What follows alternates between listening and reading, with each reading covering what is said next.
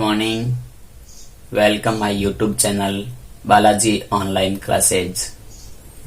प्यारे विद्यार्थियों और मेरे मित्रों, हम राजस्थान के लोक देवताओं के बारे में अध्ययन कर रहे थे, जिसमें हमने बाबूजी महाराज की जीवन गाथा के बारे में अध्ययन किया था। आज हम रामदेव जी के बारे में अध्ययन करने जा रहे हैं, यानी कि लोक देवता बाबा रामदेव जी।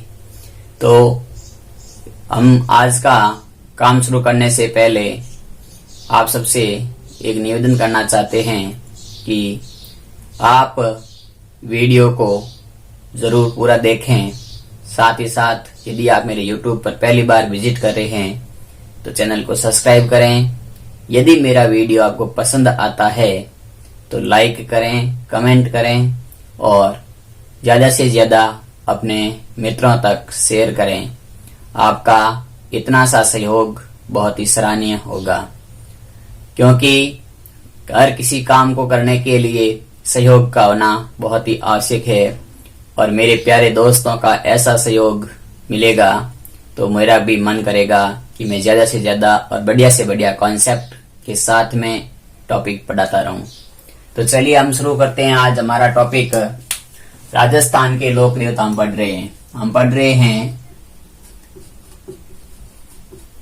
राजस्थान के लोक देवता।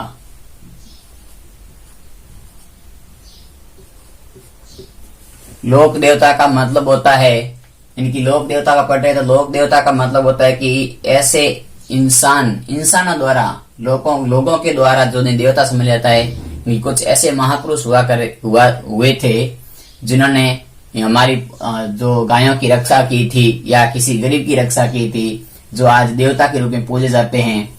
जिनमें पहला हमने पढ़ा था बाबूजी, आज हम पढ़ते हैं बाबा रामदेव जी। बाबा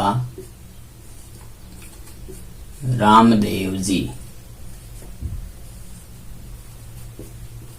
तो बाबा रामदेव जी तंवर, एक क्वेश्चन यहीं से आपका क्लियर हो जाएगा कि बाबा रामदेव जी कौन से राजपूत थे। तो बाबा रामदेव जी तंवर राजपूत थे।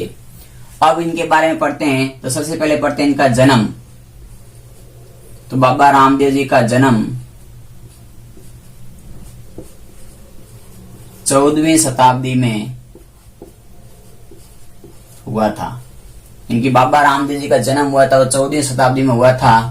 और कहाँ हुआ था तो इस स्थान का नाम है ऊंडू कश्मीर। ऊंडू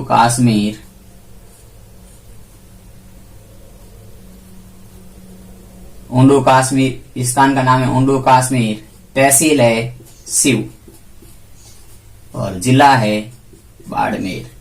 इनकी बाबा रामदेव जी का जन्म ऊंडू कश्मीर, तहसील सिव, जिला बाड़मेर में माना जाता है। फिर क्या होता है कि हम सबसे पहले जीवन परिचय पढ़ते हैं। तो जीवन परिचय में पढ़ते हैं पिता का नाम। तो बाबा रामदेव जी के पिता का नाम था अजमाल जी तंवर। अजमाल जी तंवर।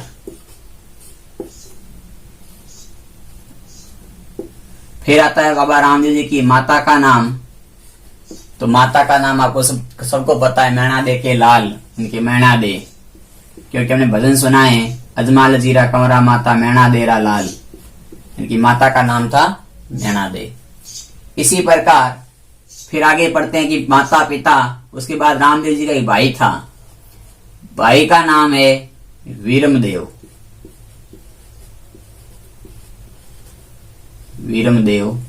और बाबा रामदेव जी को कृष्ण का अवतार मानते हैं, तो फिर वीरमदेव हो जाएगा बलराम का अवतार। तो वीरमदेव किसका अवतार के रूप में जाने जाते हैं तो बलराम के अवतार। तो बलराम के अवतार के रूप में जाने जाने वाले जाने जाते हैं वीरमदेव को। फिर रामदेव जी की बहन थी, रामदेव जी की बहन सुगनाबाई।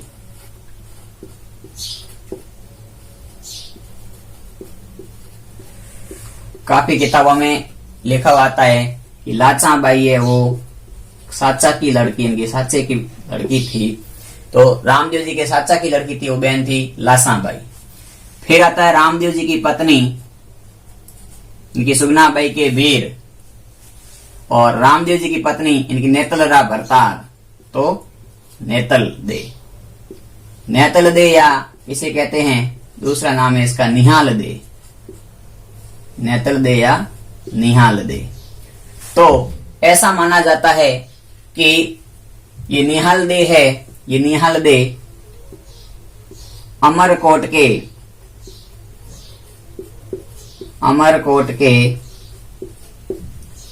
दले सिंह की पुत्री थी। अमरकोट के राजा दले सिंह जी की पुत्री, इनकी अमरकोट के राजा दले सिंह जी की पुत्री थी निहाल दे या नेतल दे, जो पैरों से कमजोर थी, इनकी उठ नहीं सकती थी। और रामदेव जी अपने चमत्कार, इनकी पर्चे के द्वारा इनको विवाह के मंडप में चलने के लिए पैर से कर देते हैं। तो इस प्रकार से पत्नी हो गई। फिर इनके पुत्र हुआ था, रामदेव जी का पुत्र, और उस पुत्र का नाम है सादा। फिर हम पढ़ देते हैं रामदेव जी के गुरु का नाम। तो रामदेव जी का गुरु थे बालीनाथ।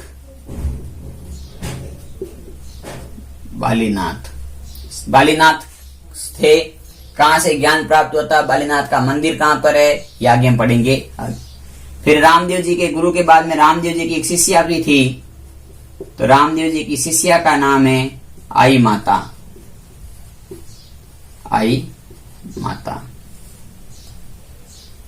फिर रामदेव जी की धर्म बहन भी थी, रामदेव जी की धर्म बहन, और उस धर्म बहन का नाम आपको सबको पता है, जिसके कंगन में से हम मंदिर जाते हैं रुणिचा धाम। तो उसके रुणिचा धाम के अंदर एक कंगन बना हुआ है, कंगन में से निकलते हैं, वो कंगन रामदेव जी की धर्म बहन का है। उस धर्म बहन का नाम है डालीबाई।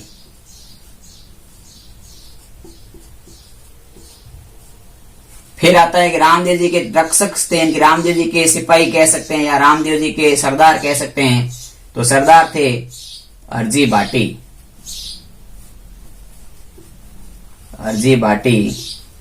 रत्ना राहिका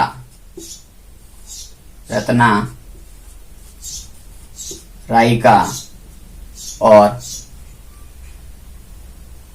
लखी बनजारा।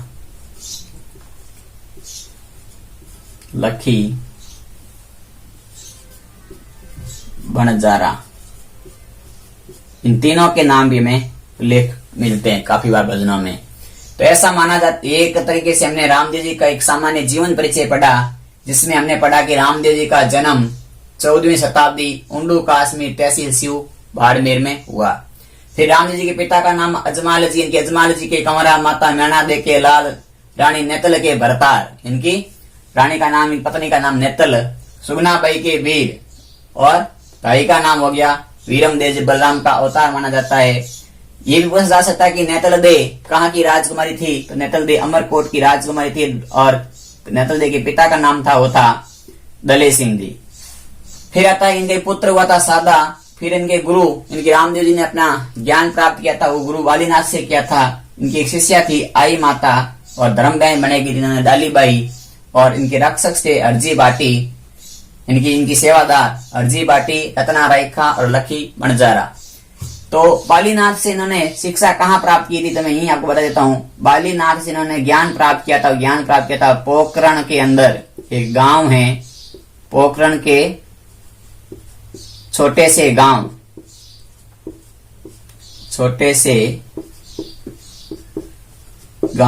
सातलमेर में शिक्षा प्राप्त की थी। सातलमेर। अब क्या है कि पोखरण का एक छोटा सा गांव है सातलमेर, और इस सातलमेर के स्थान पर इन्होंने बालीनाथ से मुलाकात, रामदेव जी की मुलाकात होती है। और ये सातलमेर राव सातल ने बसाया था। राव सातल ने बचाया था। राव सातल कौन था? तो राव जोधा का पुत्र था। राव जोधा का पुत्र। इनकी जो गुरु थे बालीनाथ से रामदेव जी की मुलाकात होती है पोखरण के सातलमेर गांव में। और सातलमेर गांव में मुलाकात होती है तो ये भी एक फैक्ट याद रख लो कि जहाँ जो सातलमेर स्थान है वो राव सातल ने बसाया था। और राव सातल है वो राव जोधा के पुत्र है। यहीं पर इन्होंने जब गुरु से मुलाकात हुई थी तो यहीं पर इन्होंने भैरव राक्षस, जो एक बहुत ही तांत्रिक राक्षस था, भैरव नाम का राक्षस था जिससे लोग कांपते थे, इस भैरव राक्षस का वध भी किया था। तो भैरव राक्षस का वध पूछा जा सकता है, तो भैरव राक्षस का वध कहाँ पे किया गया था? तो वध किया गया था पोखरण के सतलमेर के अंदर। फिर क्या होता है कि जब रामदेव जी की भतीजी का विवाह होता है, यानी कि ये पोखरण स्थान है, सतलमेर स्थान, तो सतलमेर स्थान को रामदेव जी अपनी भतीजी को दहेज में दे देते हैं बाद में। यानी कि ये भी फैक्ट है, याद रख लेना कि पोखरण का जो सतलमेर स्थान रामदेव जी का था, लेकिन बाद में ये रामदेव जी अपनी भतीजी को दहेज में दे देते हैं, और पोखरण को दहेज में देने के बाद में ये चले जाते हैं रोनिचा धाम, इनकी रोनिचा नगर बचाते हैं, गांव। फिर ये रोनिचा गांव की स्थापना बचाते हैं और वहां पर ये समाधि भी लेते हैं। तो ये हमने एक फैक्ट यहां से पढ़ लिया गुरु बालीनाथ से। एक फैक्ट आता है आई माता इनकी शिष्या है, रामदेव जी की शिष्या आई माता। तो आई माता का भी आपको पता होना चाहिए। तो आई माता का मंदिर,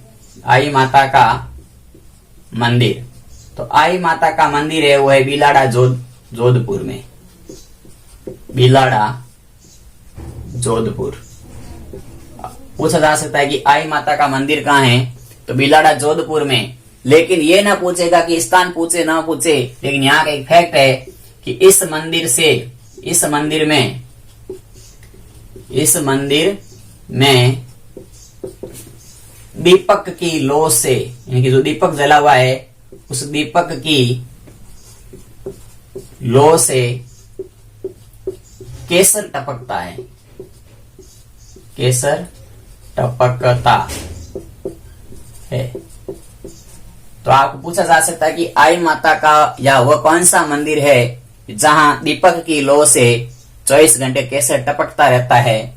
तो है आई माता का मंदिर बिलाड़ा जोधपुर। तो यह आपको एक याद रखने की फैक्ट थी। फिर आता है कि जो इनकी बहन थी धर्म बहन डालीबाई किस जाति की थी? तो मेघवाल जाति की थी डालीबाई, मेघवाल जाति की।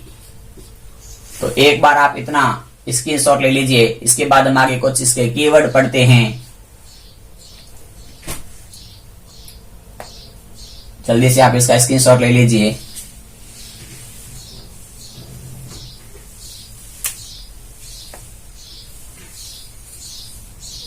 आपने स्क्रीनशॉट ले लिया होगा। फिर क्या होता है कि जो रामदेव जी के हमने सामान्य जीवन परिचय पढ़ लिया, अब पढ़ते हैं इनके कुछ कीवर्ड है, इनके कुछ ऐसे पॉइंट है जो हमें सीधे सीधे एग्जाम में पूछे जाते हैं काफी बार।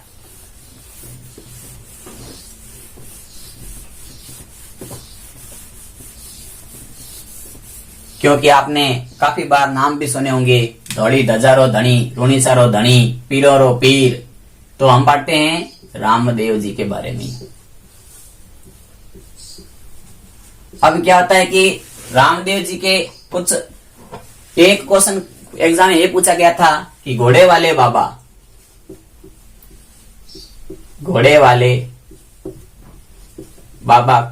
किसे कहा गया? घोड़े वाले बाबा किसे कहा गया? उसमें ऑप्शन था रामदेव जी, तेजा जी, गोगा जी और कर्नल जेम्स टॉड। तो क्या होता है कि घोड़े वाले बाबा, हम सीधा सा बाबा नाम आ जाता है, घोड़ा आ जाता है, रामदेव जी पे चले जाते हैं। लेकिन घोड़े वाले बाबा रामदेव जी नहीं है, घोड़े वाले बाबा थे, उस उपनाम है ये कर्नल जेम्स टॉड का, कर्नल जेम्स टॉड, जिन्होंने the antiquities of annals and antiquities of Rajasthan पुस्तक लिखी थी। तो घोड़े वाले बाबा कर्नल जेम्स टॉड को कहा जाता है।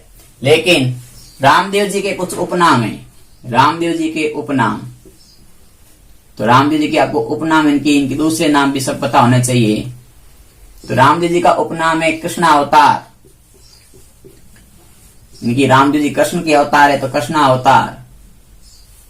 दूसरा आता है रोनिचा का धनी, ऋणी चेरा धनी। तीसरा आता है रामसा पीर, मुसलमान इसको रामसा पीर कहते हैं, रामसा पीर। फिर इनको काफी बार कहा जाता है पीरों पीर, पीरों के पीर, पीरों के पीर, रामसा पीर, ऋणीचेरा धनी, कृष्णा अवतार, नीले घोड़ेरा असवार, नीले घोड़ेरा असवार, धोली ध्वजारा धनी, धोली ध्वजारा धनी। और सांप्रदायिक सद्भाव के देवता, सांप्रदायिक सद्भाव के देवता, मैना दे का लाल, मैना दे का लाल, नेतल का भरतार, नेतल का भरतार, सुगनाबाई का वीर, सुगनाबाई का वीर। तो इस प्रकार से ये सब रामदेव जी के उपनामों में आते हैं। इनकी कृष्ण का अवतार कह दो या ऋणीचे का धनी कह दो, रामसा पीर कह दो, पीरों के पीर, नीले घोड़े का असवार, धोड़ी ध्वजारा धनी, सांप्रदायिक सद्भाव के देवता, मैणा दे के लाल, नेतल का भरतार, सुगनाबाई का वीर और अजमाल जी का कंवरा, अजमाल जी का कंवरा।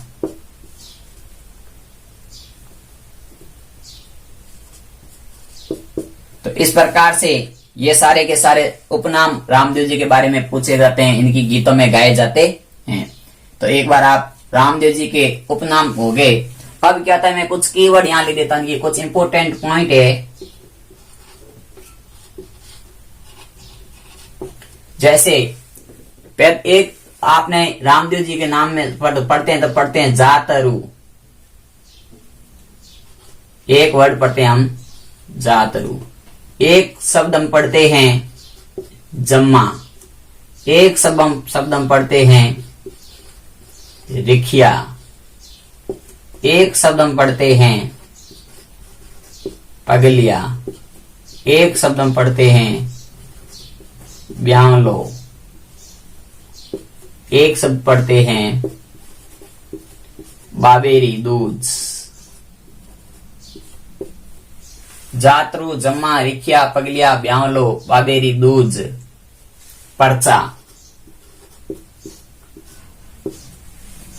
ये सब क्या है? तो क्या होता है कि जातरू कहते हैं जो रामदेव जी के पैदल यात्री आते हैं, पैदल यात्रियों को जातरू कहा जाता है, पैदल यात्री। तो ये पैदल यात्रियों को कहा जाता है जातरू। जम्मा होता है अर्धरात्रि का जागरण, अर्धरात्रि का जागरण।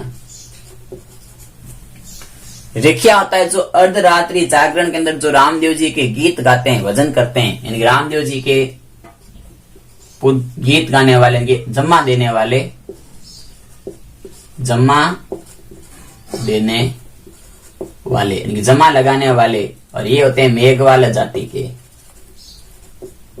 मेघवाल। तो रिखिया। पगलिया होता है इनकी रामदेव जी के पद चिन्हों को पूजा जाता था। अब तो मूर्तियां भी आ गई काफी रामदेव जी की, लेकिन पहले पद चिन्हों की पूजा होती थी। तो पद चिन्ह को पगलिया कहते हैं, पद चिन्ह। ब्यांलो, इनकी रामदेव जी के लोकगीत, उनको ब्यांलो कहा जाता है। रामदेव जी के लोकगीत, इसे कहते हैं ब्यांलो। बाबेरी दूज, यानी कि भाद्रपद शुक्ल, भाद्रपद शुक्ला द्वितीया, इनकी भादवे की चांदनी बीज, जिसे हम कहते हैं, उसने रामदेव जी का जन्म हुआ था, ऐसा अवतार हुआ था, ऐसा माना जाता है। तो भाद्रपद शुक्ल द्वितीया को बाबेरी दूज के नाम से भी जाना जाता है। और पर्चा होता है, तो रामदेव जी के चमत्कार को हम पर्चा कहते हैं, चमत्कार। तो चमत्कार कहलाता है पर्चा। एक शब्द आता है भांबी। भांबी कहते हैं रामदेव जी के पुजारी को, रामदेव जी के पुजारी। तो रामदेव जी के पुजारी को भांबी कहा जाता है। इस प्रकार कुछ कीवर्ड थे जो हमने पढ़े। एक होती है नेजा, ये होती है पंचरंगी ध्वजा। पंचरंगी ध्वजा जो मंदिर पे लगी होती है, इस पंचरंगी ध्वजा को नेजा कहा जाता है। ये थे कुछ इंपॉर्टेंट कीवर्ड जो हमने पढ़े। तो रामदेव जी के उपनाम और जातरू किसे के, जातरू क्या है, या जम्मा क्या है, या रिखिया क्या, या पगलिया क्या, या ब्यावलो क्या, या बाबेरी दूज, पर्चा, भांबी और नेजा। क्वेश्चन पूछे जा सकते हैं कि नेजा शब्द का अर्थ है तो पंचरंगी ध्वजा। तो इस प्रकार से रामदेव जी के बारे में हमने पहले जीवन परिचय पढ़ा, उसके बाद इनके उपनाम पढ़े, उनके बाद में कुछ कीवर्ड पढ़े। तो एक बार आप इसका स्क्रीनशॉट ले लो, इसके बाद आगे की कहानी पढ़ते हैं। थोड़ा बहुत भी आनंद आवे या मेरा वीडियो आपको थोड़ा सा भी पसंद आता है तो जरूर लाइक करो, चैनल को सब्सक्राइब करो और ज्यादा से ज्यादा मित्रों तक शेयर करो। चलिए, आपने स्क्रीनशॉट ले लिया होगा इसका। अब हम क्या है कि आगे कुछ और फैक्ट पढ़ते हैं।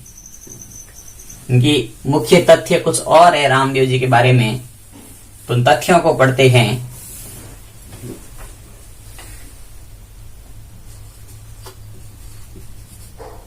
मुख्य तथ्य, तो मुख्य तथ्यों में पढ़ते हैं कि रामदेव जी का सबसे पहले पढ़ते हैं मेला। तो रामदेव जी का मेला कब बढ़ता है, तो वो बढ़ता है भाद्रपद शुक्ल द्वितीया। भाद्रपद शुक्ल द्वितीया से एकादशी तक, यानी बढ़ता है भाद्रपद शुक्ल द्वितीया से एकादशी तक, 9 या 10 दिन तक मेला बढ़ता है। तो इस मेले को मारवाड़ का कुंभ भी कहा जाता है, क्योंकि सबसे लंबा मेला मारवाड़ का यही है। तो मारवाड़ का कुंभ किस मेले को कहते हैं, तो रामदेव जी के मेले को कहते हैं। इस मेले को ही सांप्रदायिक सद्भावना का मेला भी कहते हैं। सांप्रदायिक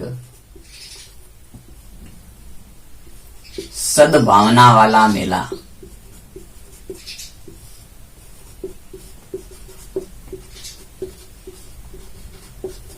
क्योंकि इसमें हिंदू, मुसलमान और अन्य सभी जाति के यहाँ पर पुजारी, इनकी भगत आते रहते हैं।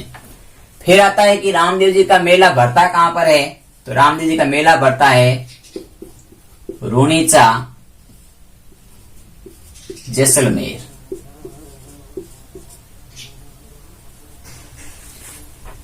मेले के बाद में दूसरा फैक्ट हम पढ़ते हैं, वो पढ़ते हैं रामदेव जी के समकालीन एक और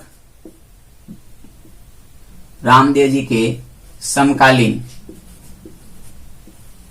लोक देवता या देवता मान सकते हैं, समकालीन लोक देवता एक और थे। तो रामदेव जी के समकालीन लोक देवता थे, उनका नाम है मल्लीनाथ। जो रामदेव जी के समकालीन लोक देवता है मल्लीनाथ। मल्लीनाथ का मेला है वो तिलवाड़ा, बाड़मेर में भरता है। और राजस्थान का सबसे बड़ा पशु मेला यही है। राजस्थान का सबसे बड़ा, सबसे प्राचीन, राजस्थान का सबसे प्राचीन पशु मेला मल्लीनाथ पशु मेला, तिलवाड़ा, बाड़मेर, राजस्थान का सबसे प्राचीन पशु मेला।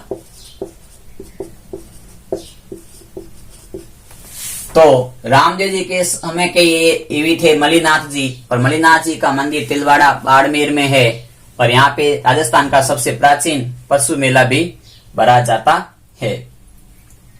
इसके बाद हम पढ़ते हैं कि एक सांप्रदायिक सद्भावना का मेला हो गया। तो एक फैक्ट काफी बार ये भी पूछा जा सकता है कि सांप्रदायिक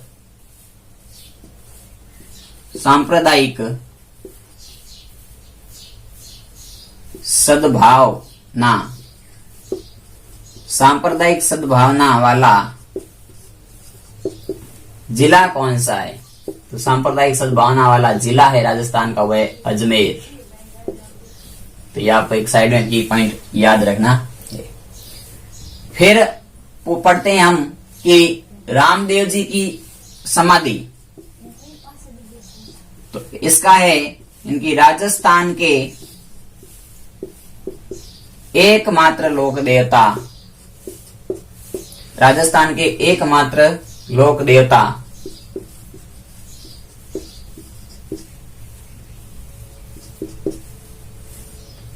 जिन्होंने एकमात्र लोक देवता जिन्होंने जीवित समाधि ली,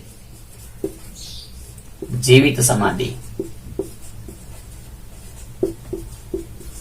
ली। तो रामदेव जी के बारे में है, इनके राजस्थान के एकमात्र लोक देवता जिन्होंने जीवित समाधि ली वो थे रामदेव जी। फिर एक फैक्ट और है कि राजस्थान के सबसे लंबे लोकगीत कौन से लोक देवता के हैं? तो सबसे लंबे लोकगीत वो है रामदेव जी का ब्यामला। राजस्थान के सबसे लंबे लोकगीत आते हैं रामदेव जी का ब्यामले में। और कौन सी देवी के है लंबे लोकगीत? देवता में तो रामदेव जी है, और लोक देवी के लंबे गीत पूछ ले तो लोक देवी वो है जीण माता, इनकी जीण माता है, इसके भी लोकगीत सबसे लंबे है। लोक देवता में रामदेव जी है और लोक देवी में जीण माता है। इसके बाद में एक और फैक्ट आता है कि रामदेव जी ने एक पंथ चलाया था, उस पंथ का नाम है कामड़िया पंथ, कामड़िया। तो कामड़िया पंथ की शुरुआत किसने की थी? तो कामड़िया पंथ की शुरुआत की थी रामदेव जी ने। और इस कामड़िया पंथ की शुरुआत, और फिर आता है कि रामदेव जी का मेला भरा जाता है तो 13 ताली नृत्य होता है। 13 ताली, मैंने कल बाबू जी के बारे में पढ़ाया था, थाली नृत्य, यहाँ पढ़ते हैं 13 ताली नृत्य। तो 13 ताली नृत्य जो कामड़िया पंथ के महिलाओं द्वारा किया जाता है। कामड़िया पंथ की ये नृत्य किसके द्वारा किया जाता है? तो महिलाओं द्वारा। 13 ताली नृत्य कामड़िया पंथ की महिलाओं द्वारा किया जाता है, जो रामदेव जी के मेले के अंदर देखने को मिलते हैं कि भाद्रपद शुक्ल द्वितीया से लेकर के भाद्रपद शुक्ल एकादशी तक ये नृत्य देखने को मिलते हैं रात्रि जागरण में। 13 ताली नृत्य जो है कामड़िया पंथ द्वारा किया जाता है, और इस नृत्य का उद्गम पूछा जाता है। तो ये नृत्य, इस नृत्य का उद्गम है वो है पादरला गांव पाली। इनकी 13 ताली नृत्य का उद्गम पूछे तो पादरला गांव पाली से है। इसी प्रकार पूछा जाए कि इसकी प्रसिद्ध नृत्यांगना कौन है? तो इसकी प्रसिद्ध नृत्यांगना है वो है मांगी बाई।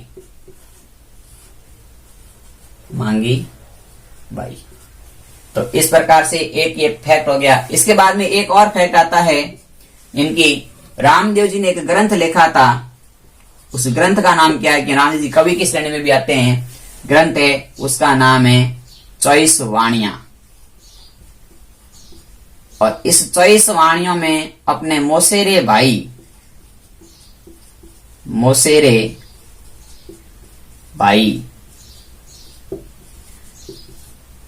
हड़बू जी का वर्णन है। इनकी रामदेव जी ने अपने ग्रंथ 24 वाणियों में अपने मोसेरे भाई हड़बू जी का भी वर्णन किया है। तो इस प्रकार से कुछ और फैक्ट भी है तो पहले ये फैक्ट पढ़ लेते हैं। रामदेव जी का मेला पूछे तो मेला है वो भाद्रपद शुक्ल द्वितीया से भाद्रपद शुक्ल दशमी तक एकादशी तक बढ़ता है, जो मारवाड़ का कुंभ कहलाता है। सांप्रदायिक सद्भावना वाला मेला पूछे तो भी रामदेव जी का मेला है। कहाँ बढ़ता है? तो रुणीचा जैसलमेर में बढ़ता है। फिर आते हैं कि रामदेव जी के समकालीन देवता कौन थे? तो समकालीन देवता थे, वो देवता थे मलिनाथ जी। मलिनाथ जी का मंदिर तिलवाड़ा बाड़मेर, और यहाँ पर राजस्थान का सबसे प्राचीन पशु मेला भी भरा जाता है। फिर आता है सांप्रदायिक सद्भावना वाला जिला कौन सा? तो सांप्रदायिक सद्भावना वाला जिला है वो है अजमेर। फिर आता है राजस्थान के एकमात्र लोक देवता जिन्होंने जीवित समाधि ली थी, वो सिर्फ और सिर्फ लोक देवता है वह रामदेव जी। फिर आता है राजस्थान में सबसे लंबे लोकगीत किसके हैं? तो रामदेव जी के हैं। और कौन सी लोक देवी के लंबे लोकगीत है? तो वह जीर्ण माता। फिर रामदेव जी ने कौन सा पंथ चलाया था? तो रामदेव जी ने पंथ चलाया था कामड़िया पंथ। और कामड़िया पंथ, फिर कामड़िया पंथ द्वारा कौन सा नृत्य किया जाता है? तो कामड़िया पंथ की महिलाओं द्वारा 13 ताली नृत्य किया जाता है, जो कि मेले में देखने को मिलते हैं, रात्रि जागरण में किए जाते हैं। इस 13 ताली नृत्य का उद्गम स्थान कौन सा है? तो पादरला गांव पाली। और प्रसिद्ध नृत्यांगना कौन थी? तो है मांगी बाई।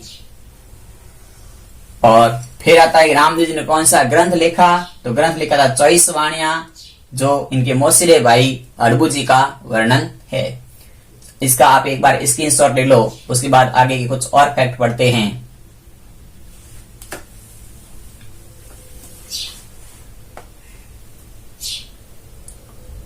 आपने स्क्रीनशॉट ले लिया होगा।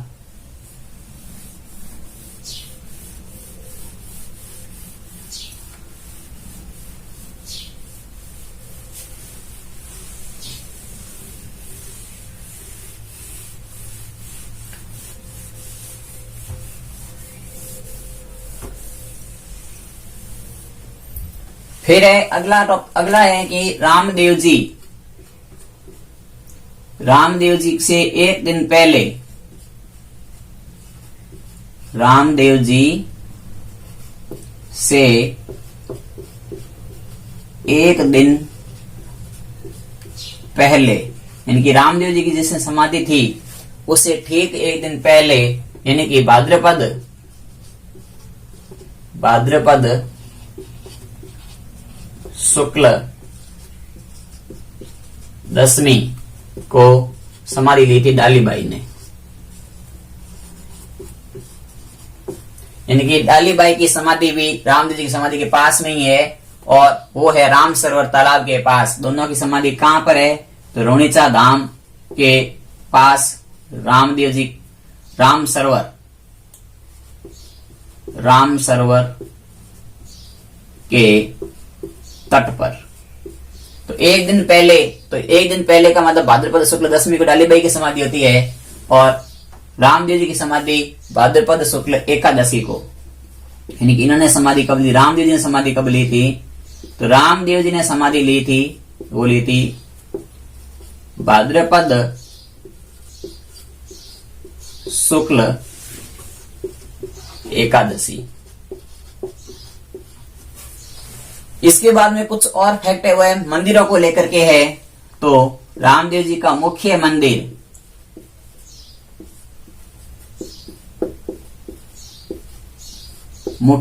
का है, तो मुख्य मंदिर है रामदेव जी का वो है रुणीचा जैसलमेर।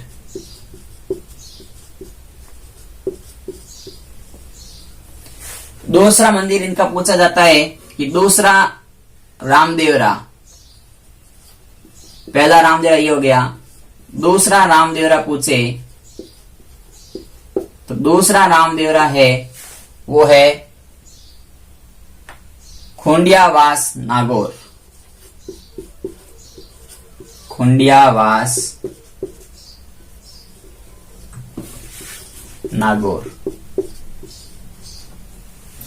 फिर इनका पूछे छोटा रामदेवरा, दूसरा रामदेवरा तो खुंडियावास नागौर है, लेकिन पूछ ले छोटा रामदेवरा, तो छोटा रामदेवरा है जूना खेड़ा गुजरात।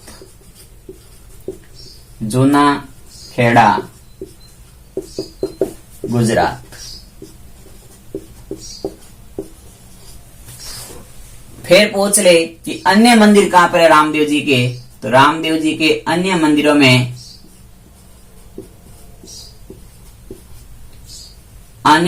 में पहला आता है बिराठिया पाली। बिराठिया पाली। दूसरा आता है सुरताखेड़ा चित्तौड़गढ़। सुरताखेड़ा चित्तौड़गढ़। और तीसरा आता है नवलगढ़ झुंझुनू। नवलगढ़ झुंझुनू। और एक मंदिर आता है जो हमारे मारवाड़ में है, जोधपुर में मसूरिया पहाड़ी। मसूरिया पहाड़ी। और यहीं पर रामदेव जी के गुरु बालीनाथ की गुफा भी है। यानी कि मसूरिया जोधपुर की पहाड़ी है, जोधपुर में मसूरिया पहाड़ी है, वहां बालीनाथ की गुफा है और रामदेव जी का भव्य मंदिर भी है। और ऐसा माना जाता है कि यहीं से यात्रा का प्रारंभ होता है। यात्रा का प्रारंभ मसूरिया पहाड़ी से ही होता है। तो मसूरिया पहाड़ी से यात्रा का प्रारंभ होता है और रुणेचा तक यात्री की पैदल यात्रा मानी जाती है। वैसे तो यात्री अब बहुत दूर दूर से पैदल आते हैं, लेकिन ऐसा माना जाता है कि आप कितनी भी दूरी से आ जाओ, लेकिन यदि आपने मसूरिया पहाड़ी से नहीं दर्शन करके आए हैं गुरु के, तो यात्रा सफल नहीं मानी जाती है। तो जोधपुर मसूरिया पहाड़ी, जहाँ बालीनाथ की गुफा, जो रामदेव जी के गुरु थे, और यहीं से यात्रा का प्रारंभ माना जाता है। एक वर्तमान में बहुत ही इंपोर्टेंट है ये फैक्ट, यानी कि आज वर्तमान में 2020 में जो रामदेव जी का भव्य मंदिर है, वो भव्य मंदिर इनके जन्म स्थान उंडू काश्मीर तहसील सीव में इनका भव्य मंदिर है, जो सबसे बड़ा मंदिर है। भव्य मंदिर जो सबसे बड़ा मंदिर है। तो रामदेव जी का ये फैक्ट पूछा जा सकता है कि उंडू काश्मीर सीव के अंदर रामदेव जी का भव्य मंदिर है, वो कहां पे है? तो इनके जन्म स्थान, जहां पे रामदेव जी का जन्म हुआ था, वहां पर है। तो रामदेव जी के बारे में ये कुछ फैक्ट थे जो हमने पढ़े। यदि आपको मेरा वीडियो पसंद आया तो जरूर लाइक करना, और यदि आप मेरे YouTube चैनल पर पहली बार मेरा वीडियो देख रहे हैं तो चैनल को सब्सक्राइब भी करना, और प्लेलिस्ट में जाकर के पुराने वीडियो आप देख सकते हैं कि जैसे राजस्थान के लोक देवता हम पढ़ रहे हैं, और लोक देवता में पाबूजी महाराज का वर्णन हमने पिछले वीडियो में पढ़ा।